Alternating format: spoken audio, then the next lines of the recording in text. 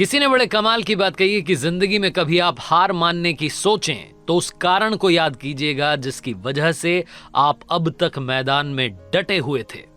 Hi guys, मेरा नाम है आरजे कार्तिक। एक छोटी सी कहानी। ये कहानी प्राची नाम की लड़की की, जिसने कॉलेज पास आउट किया। उसके बाद में सोचा कि जॉब नहीं करूंगी, अपना खुद का बिजनेस शुरू करूंगी, स्टार्टअप शुरू किया।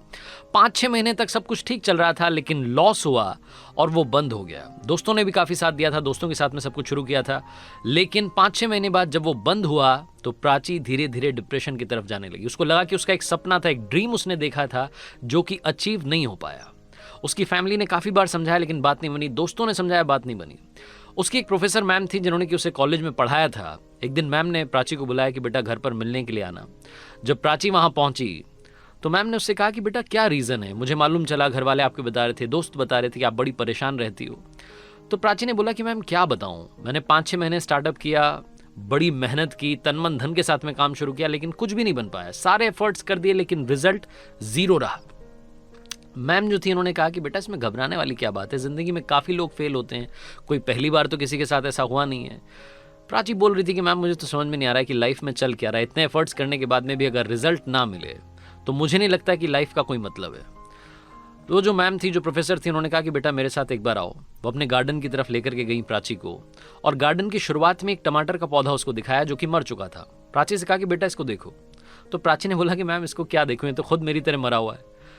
तो जो मैम थी उन्होंने प्राची को समझाया कि बेटा उल्टी सीधी बातें नहीं करते हैं, ये फालतू की डिप्रेशन वाली बातें नहीं करते हैं।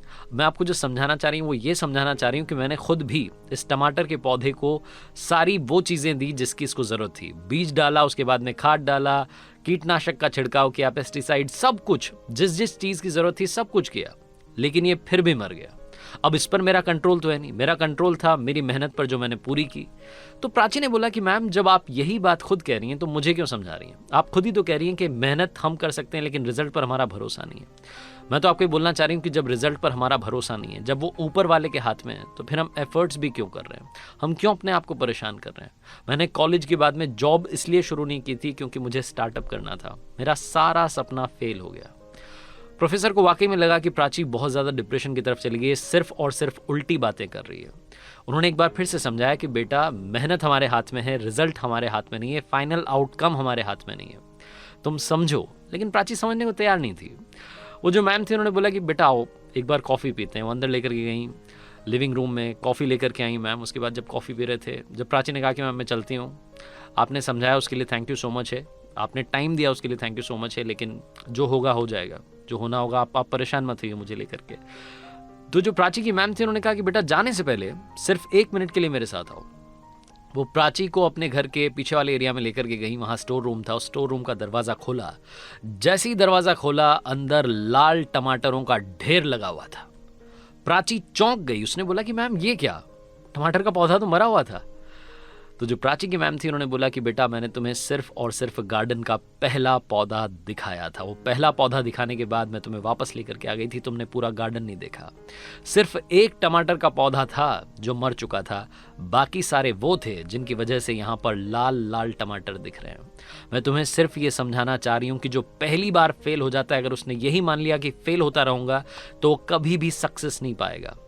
तुम्हें अपने काम करने के तरीके को बदलना होगा, पॉजिटिविटी लेकर के आनी होगी। और एक बार अगर फेलियर मिला है तो इसका मतलब ये नहीं कि हमेशा फेल होती रहोगी। लाइफ में जितने महान लोग हुए हैं, ये छोटी सी कहानी में सिखाती है कि लाइफ में जितनी बड़ी बड़ी पर्सनालिटीज़ के बारे में हम जानते हैं, चाहे क्रिकेटर हों, एक्टर्स हों, सिंगर्स हों, पॉलिटिशियंस हों, उन सबके साथ में हुआ है। काफ़ी बार उन्हें हार का सामना करना पड़ा है। अगर आपको लगता है कि आप किसी वजह से डिप्रेशन की तरफ जा रहे हैं, किसी वजह से आपको फेलियर का सामना करना पड़ा है, तो कोशिश करते रहिए। लगातार कोशिश जब आप करते रहेंगे तो आपको भी मालूम नहीं चलेगा कि वो कोशिश आपको कब बहुत बड़ा रिजल्ट दे करके जाएगी। लगातार संघर्ष करते रहिए, जिंदगी बस इसी का नाम है। आरजे कार्तिक आपसे बस जाते आते ये बोलना चाहता है, कर दिखाओ कुछ ऐसा कि दुनिया करना चाहे आपके जैसा। याद रखिए हर सोमवार सुबह 9:30 बजे मेरे YouTube चैनल पर, इंस्टाग्राम हैंडल पर एक नई कहानी।